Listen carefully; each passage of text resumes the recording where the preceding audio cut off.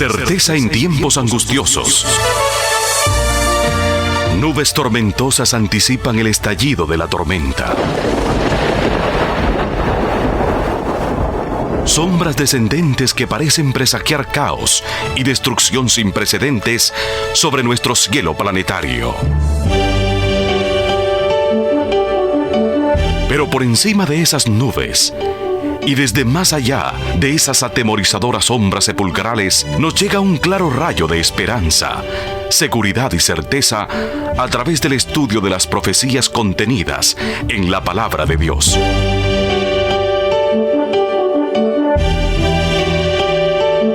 Escuche la autorizada palabra del Dr. Humberto Raúl Dreyer en un mensaje de valor y esperanza, porque hay luz más allá de las densas tinieblas descendentes.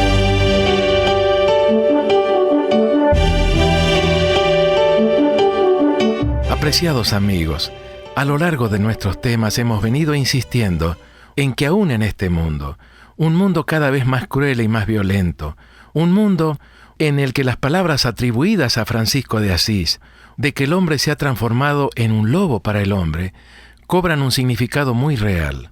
Sí, aún en este mundo tan atribulado y desesperanzado, hay razones para tener esperanza, hay razones para sentirnos animados, porque de acuerdo a las seguras promesas de Dios, promesas en cuyo cumplimiento nuestro Padre que está en los cielos ha comprometido su fidelidad, las cosas habrán de terminar bien para quienes lo aman y se manifiestan dispuestos a aceptar y a brindar obediencia gozosa, una verdadera respuesta de amor a su voluntad revelada. Todavía daremos un rápido vistazo final al capítulo 7 del libro de Daniel, después del cual estaremos en condiciones de iniciar el estudio del capítulo 8. Entre las pistas identificatorias del poder referido como cuerno pequeño, que estudiamos en nuestro tema anterior, una de ellas apuntaba a su característica de ilegalidad. Parafraseando palabras del ángel Gabriel, uno de los objetivos obsesivos de esta entidad político-religiosa habría de observarse en su relación a la ley de Dios, el decálogo o los 10 mandamientos. El cuerno pequeño no habría de cejar en sus intentos hasta que lograra modificar el 4º mandamiento, el mandamiento del reposo sabático, el único de entre los 10 mandamientos que contiene el sello de Dios en su santa ley. Estoy seguro de que no se les oculta, apreciados amigos, el hecho de que una ley sin su sello autenticatorio correspondiente no tiene validez alguna. Y esto nos lleva a una consideración muy seria y solemne. ¿Podría imaginarse osadía mayor que la de eliminar precisamente este mandamiento? Mayor atrevimiento que el intento humano, pretendiendo autoridad divina para hacerlo, de tratar de despojar a Dios de su autoridad anulando su ley. Es penoso decirlo, pero allí están las declaraciones particularmente enfáticas del Catecismo, por las que la Iglesia romana se declara autora de esos cambios. De hecho, leímos algunas de ellas en nuestro programa anterior. En la última edición del Catecismo, promulgada mediante la así llamada Constitución Apostólica Fidei Depositum, del 11 de octubre de 1992, aparecen declaraciones curiosamente inconsistentes. En la tercera parte, titulada La vida en Cristo, entre las secciones 1 y 2, aparecen lado a lado los 10 mandamientos tales como están en Éxodo 20 y en el Catecismo. Una simple lectura de ambas versiones revela diferencias extraordinariamente asombrosas. Las más notables entre ellas, la supresión de los 2 primeros mandamientos del Decálogo, que prohíben tener otros dioses fuera del único Dios verdadero y que también prohíben la confección y veneración de imágenes, ambos reemplazados por la declaración «amarás a Dios sobre todas las cosas». Y también la eliminación del 4º mandamiento, que establece la observancia del sábado, el mandamiento que contiene el sello de Dios en su ley, sustituido por una frase totalmente ajena al decálogo: santificarás las fiestas.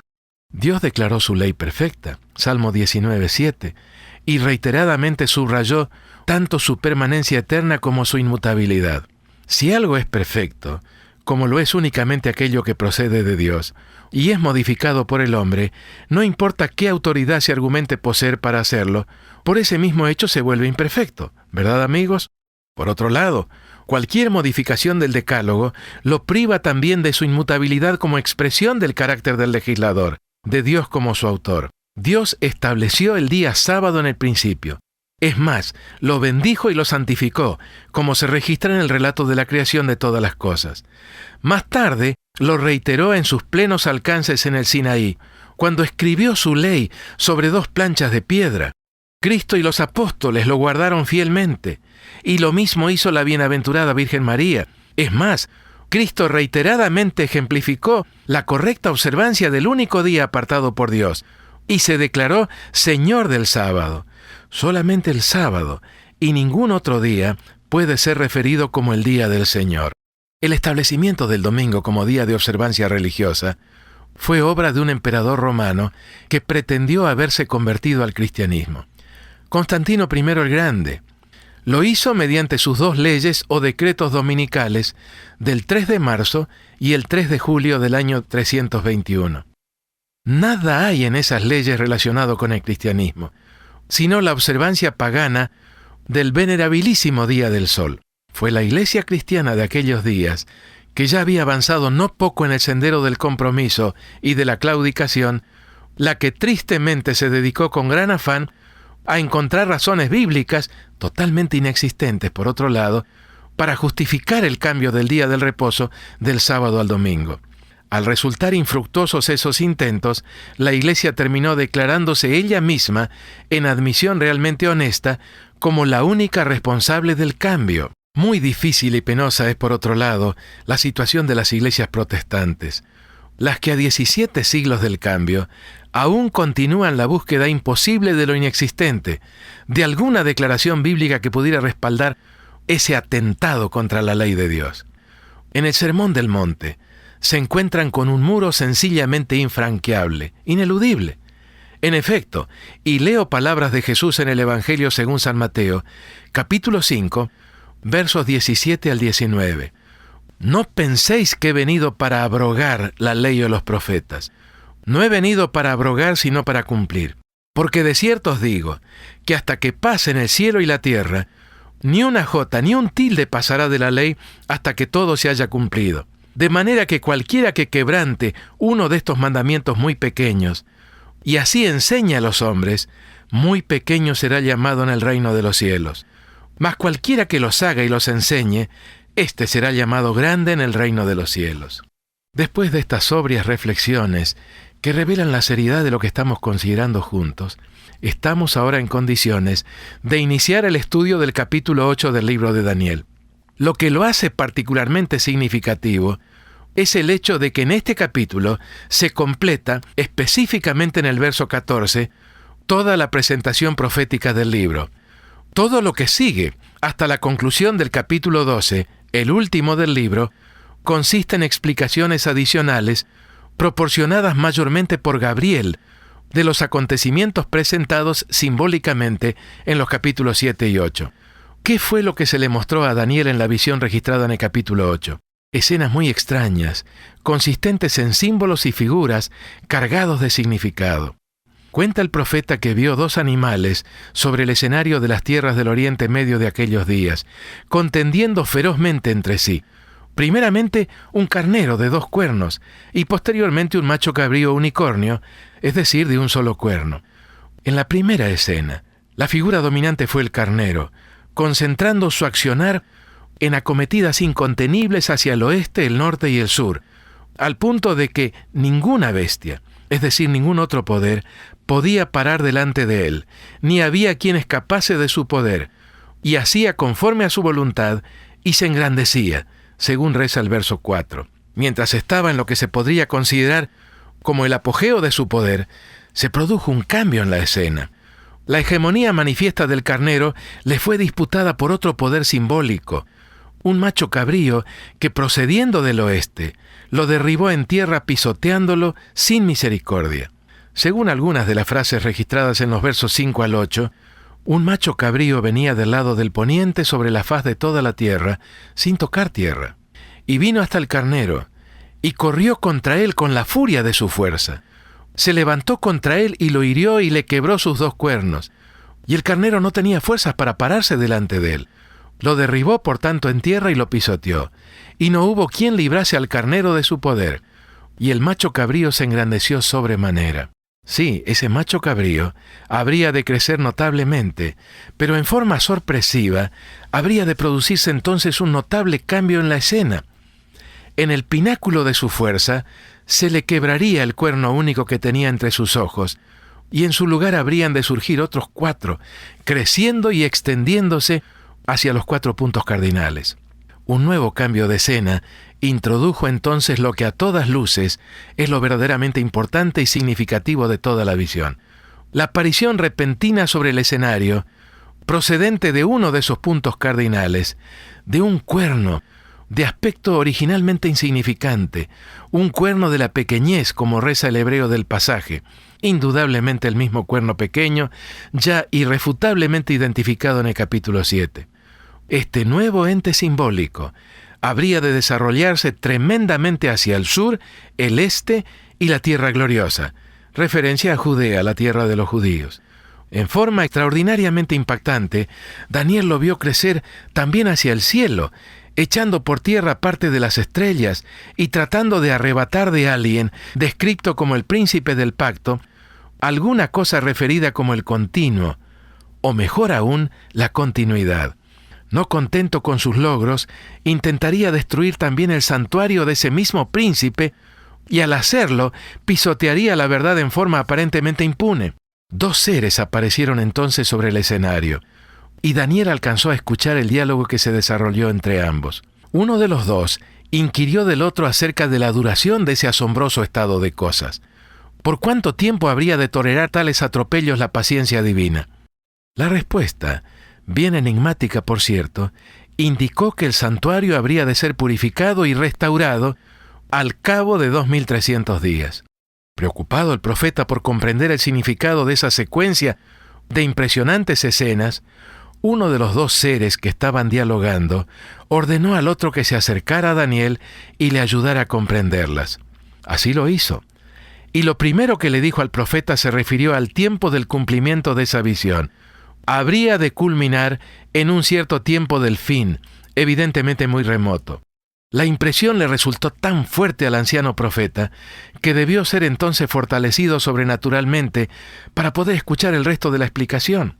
En apretada síntesis, el ángel Gabriel, ya que no era otro el ser que le hablaba, explicó a Daniel que el carnero representaba al imperio medo-persa y el macho cabrío a Grecia, siendo el cuerno único que este animal exhibía en su frente un símbolo de su rey más importante. Ese poderoso imperio griego terminaría fragmentándose en 4 reinos de menor poder. Al eclipsarse los mismos, un nuevo poder, muy astuto, habría de realizar una sorprendente aparición y con fuerza ajena causaría grandes ruinas y destrozos. Su accionar político-militar, que habría de hacerlo dueño de enormes posesiones territoriales, habría de experimentar un notable cambio, incursionando también en una esfera totalmente vedada al poder civil. En efecto, perseguiría al pueblo de los santos y se ensalzaría aún en contra del príncipe de los príncipes. Su éxito, aparentemente incontenible, no sería sin embargo ilimitado, ya que habría de ser quebrantado sobrenaturalmente. Gabriel concluyó entonces sus explicaciones, asegurando a Daniel que la visión era verdadera y que se cumpliría en todos sus detalles, aun cuando tendría que transcurrir mucho tiempo antes de que ello ocurriera en su plenitud. El ángel interrumpió en este punto su explicación, porque lo revelado le produjo al profeta algo así como un desmayo. Su recuperación del debilitamiento que le produjo lo que se le había mostrado llevó bastante tiempo, como el mismo Daniel lo explica. Daniel concluyó el capítulo con la aseveración de que continuaba espantado a causa de la visión, particularmente por el enormemente largo período de los 2300 días proféticos o años literales, y que en vano trataba de comprenderla. Hasta aquí esta presentación meramente descriptiva, con algunos pocos pincelazos interpretativos de lo que vio Daniel. Con lo ya repasado, pasemos ahora a la interpretación, y como lo sugería al estudiar el capítulo 7, quisiera hacerlo nuevamente ahora. Sería muy conveniente que ustedes, mis apreciados amigos, tuvieran junto a sí su ejemplar de la palabra de Dios, abierto en este capítulo, el capítulo 8 del libro de Daniel. Los dos primeros versos nos proporcionan información en cuanto al contexto, a las circunstancias en las que Daniel experimentó esta notable visión. ¿Cuáles fueron esas circunstancias? En palabras del profeta, en el año 3 del reinado de Belsasar. Esto es el año 547 a.C. O sea, un par de años o cosa así después de la visión del capítulo 7. En el año 3 del reinado de Belsasar, me apareció una visión a mí, Daniel, después de aquella que me había aparecido antes. Esto es la del primer año del mismo rey, o sea, el año 550 a.C. Continúa el verso 2. Vi en visión, y cuando la vi, yo estaba en Susa, que es la capital del reino de la provincia de Elam. Vi pues en visión, estando junto al río Ulai. En este pasaje, referido como ya lo indicamos a las circunstancias en las que le fuera dado este mensaje profético, Daniel nos dice que se encontraba en Susa, la capital de lo que había sido el antiguo reino de Elam, transformado ahora en provincia babilónica. Esto es, a unos 300 kilómetros al sudeste de Babilonia. En el momento de la visión se encontraba sobre las márgenes del río Ulai, importante canal de unos 300 metros de anchura, que pasaba al sur de la mencionada ciudad de Susa y que volcaba sus aguas en el río Carún. Daniel no nos dice qué estaba haciendo en ese lugar, ni tampoco nos proporciona plena seguridad de que realmente se encontraba allí, a tanta distancia de la capital imperial. Como ustedes lo saben, apreciados amigos, las escenas de una visión resultaban siempre tan reales, tan vívidas, que luego de verlas el profeta tenía alguna dificultad en establecer, sobre la base de su vivencia, si había estado realmente en el lugar o si solamente se le habían mostrado escenas del mismo. La forma de la descripción parece sugerir, sin embargo, que el profeta estuvo allí, probablemente en cumplimiento de alguna misión o función oficial. El verso 3 nos proporciona el primer elemento descriptivo de la visión en sí, y lo hace con estas palabras: alcé los ojos y miré, y he aquí un carnero que estaba delante del río, y tenía 2 cuernos. Y aunque los cuernos eran altos, uno era más alto que el otro, y el más alto creció después. Lo visualizamos, ¿verdad? Un animal, un carnero, no una bestia feroz como las descritas en el capítulo 7, sino un carnero, o si lo prefiriéramos, un cordero. La elección de este símbolo para representar a una nación o imperio resulta por demás llamativa. ¿Por qué? Primero, por la conducta totalmente desusada mostrada por el animal, y segundo, porque el cordero era el animal ofrecido diariamente, de mañana y de tarde en el santuario israelita. La mención de este animal en este contexto, ¿podría tal vez estar anticipando algún mensaje relacionado con el santuario? No podemos dedicar ahora todo el tiempo necesario para la consideración del tema del santuario, interesante como podría serlo. Creo, sin embargo, que la mayoría de ustedes, apreciados amigos, tienen alguna idea acerca de cómo, y sobre la base de las instrucciones proporcionadas por Dios, a poco de salir de Egipto, los israelitas de antaño construyeron una estructura portátil vinculada con el culto a la que reiteradamente se designa en la Biblia como santuario. Ahora bien, juntamente con las instrucciones relativas a la construcción del mismo, Dios proporcionó también una clara y detallada explicación de los sacrificios que debían ofrecerse en él, todos ellos como símbolo o representación del sacrificio que el verdadero Cordero de Dios, Cristo Jesús, habría de ofrecer eventualmente para la salvación de los hombres. Si bien es cierto que esos sacrificios y ofrendas eran muy numerosos, unos 50 en total, y cada uno con un ritual específico, había 2 que descollaban por sobre todos los demás. El sacrificio diario ya mencionado, consistente en un cordero que se ofrecía de mañana y otro por la tarde de cada día, y un sacrificio anual, en el que el animal que se ofrecía era un macho cabrío. Quisiera sugerirles, apreciados amigos, que en este punto se concentren un poquito. No es difícil lo que voy a decir, pero requiere un poco de atención. Como ya lo dijimos, lo primero que observó el profeta fue un carnero. Ahora bien, en el verso 20 del mismo capítulo 8 se ofrece la explicación del símbolo.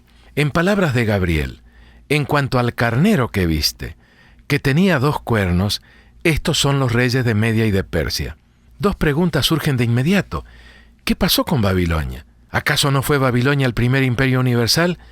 ¿Por qué ahora se inicia la secuencia de imperios con Medo-Persia, el segundo de los imperios universales? La respuesta es sencilla. Bajo el reinado de Belsasar, Babilonia había iniciado una irrefrenable cuesta descendente muy pronunciada, anticipando así un colapso muy próximo e inevitable. Con sus días prácticamente contados, en la visión del capítulo 8 se pasa por alto al imperio babilónico y se va directamente al segundo de los imperios universales. Sí, en el año tercero de Belsasar, a Babilonia le quedaba apenas algo menos de una década de subsistencia antes de caer bajo los medos y los persas. Pero hay una pregunta más que se impone. Siendo que en el capítulo 7 se describe la historia futura de Medo-Persia bajo el símbolo de un oso cruel y sanguinario, ¿cómo entender que ahora se representara a ese mismo imperio como un cordero? ¿Podríamos imaginar dos animales más diametralmente distintos que un oso y un cordero o carnero? ¿Por qué este cambio en el símbolo? La respuesta más lógica apunta a lo que ya hicimos notar. Con la elección de los animales, un cordero y un macho cabrío, ya que Grecia aparece bajo este símbolo en este mismo capítulo, pareciera como que de alguna manera se estuviese tratando de llamar nuestra atención al santuario y su trascendente significado o simbolismo. Como ya lo mencionamos, esos eran precisamente los dos animales utilizados en el sacrificio diario uno y en el sacrificio anual el otro. Este último se realizaba una sola vez por año, con un simbolismo muy rico, en el día 10 del mes séptimo del calendario israelita. Ya explicamos en uno de nuestros temas anteriores que el símbolo de un cuerno hace referencia a un poder, a un reino. Daniel, describiendo a este carnero, nos dice que tenía 2 cuernos, y en la explicación del ángel se los identifica como representando a Media y Persia. Ahora bien, ¿por qué se le mostró a Daniel que aunque los cuernos eran altos, uno era más alto que el otro? Y se añade enseguida que el más alto creció después. ¿Tiene una descripción tal correspondencia con los hechos de la historia? Muy definidamente, amigos. El imperio fue fundado por los medos, quienes se instalaron al este del Tigris, en la región de los Montes Sagros, con capital en Ecbátana. Pero antes de transcurridos 50 años, ya habían caído bajo sus vecinos del sur, los persas, quienes de allí en adelante fueron los que realmente tuvieron el cetro y el trono. Sí, los 2 cuernos de este animal habían alcanzado buen desarrollo. Eran altos según la descripción bíblica, pero uno de ellos, Persia, se desarrolló todavía más, superando al otro, Media. ¿Recuerdan el símbolo similar correspondiente a Medo-Persia en el capítulo 7? Se nos dice de aquel oso que se alzaba de un costado más que del otro. Apropiada anticipación de cómo Persia llegaría a imponerse sobre Media. La descripción del accionar del carnero aparece en el verso 4, y por ella nos damos cuenta de que a pesar de la naturaleza del símbolo, un manso animal doméstico, su actividad desusadamente agresiva corresponde en todo a la de un oso. Vi que el carnero hería con los cuernos al poniente, al norte y al sur, y que ninguna bestia podía parar delante de él, ni había quien escapase de su poder, y hacía conforme a su voluntad y se engrandecía. Habrían de caracterizar al imperio medo-persa violentas campañas militares hacia el oeste, el norte y el sur, y la historia lo corrobora plenamente, mostrando cómo cayeron bajo Ciro II, el gran emperador persa, y su hijo Cambises II, los reinos de Lidia, que se encontraba al poniente u oeste, y posteriormente también Babilonia al norte y Egipto al sur. En un breve lapso de apenas 22 años, extendido entre los años 547 y 525 a.C., estos 3 reinos pasaron a ser súbditos del oso del capítulo 7, o lo que es lo mismo, del belicoso carnero medo-persa del capítulo 8. Estos fueron también los 3 reinos representados por las 3 costillas en la boca del oso de Daniel 7. La historia de Medo-Persia comprueba una vez más la infalible exactitud de la anticipación profética. En la última parte del siglo VI a.C., Medo-Persia se transformó en el árbitro y rector de toda la política mundial. Mis apreciados amigos, llegados a este punto resulta muy claro que lo más relevante, lo verdaderamente importante de esta revelación de Dios está en lo que aún resta por verse de este capítulo. Nos interrumpiremos aquí, dejando abierto así el portal de la exploración y comprensión de este extraordinario mensaje de Dios a sus hijos. Permítanme reiterarlo. A partir de nuestro próximo estudio, comenzaremos a adentrarnos realmente en las cosas profundas de Dios, tal como están reveladas en este notable capítulo, verdadera cumbre, por así decirlo, de todo el libro de Daniel. Al comienzo de nuestro estudio hablamos de una esperanza que no avergüenza, que no defrauda. Lo que la hace tan firme y segura es que está cimentada no en promesas y palabras de hombres, sino en la palabra de Dios. San Pedro se refirió a ella como la palabra profética más segura, y el paso de los siglos ha demostrado que no se equivocó al llamarla así. Nosotros también tendremos la oportunidad de comprobarlo a medida que avancemos en el estudio del capítulo cuya consideración hemos iniciado. Y ahora, y con el afecto de siempre, quisiera invitarlos a elevar nuestras mentes a quien ocupa el trono mismo del vastísimo universo sideral, pero que también anhela ocupar el solio de nuestro corazón. Nos unimos en alabarte, nuestro Dios, como Padre de misericordias y Dios de toda consolación. Y al hacerlo te expresamos nuestra gratitud, profunda gratitud, por los mensajes de orientación, paz y esperanza que encontramos en tu maravillosa palabra profética. Danos la ayuda necesaria, la ayuda de tu Santo Espíritu para comprender tu voluntad y vivir de acuerdo a tus mandamientos de amor. Queremos estar entre tus hijos, entre los victoriosos, entre aquellos que podrán, muy pronto, contemplarte en toda tu hermosura y majestad.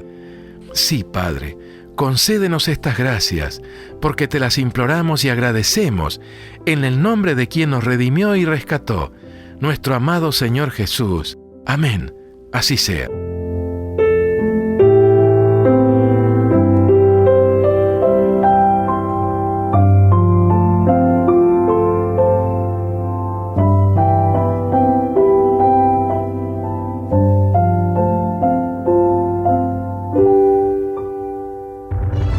Certeza en tiempos angustiosos. Muchas gracias, estimados oyentes, por sintonizar este mensaje basado en el contexto victorioso que las profecías disciernen y señalan en la Sagrada Biblia. Le extendemos una cordial invitación a nuestro próximo programa, a esta misma hora y en nuestra emisora, con el Dr. Humberto Raúl Treyer y su programa Certeza en tiempos angustiosos. No olvide solicitar una copia del mismo. Sintonícenos.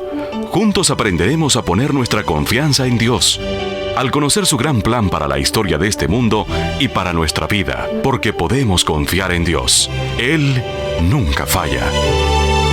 Señor, es la vida y amor, es la fuerza y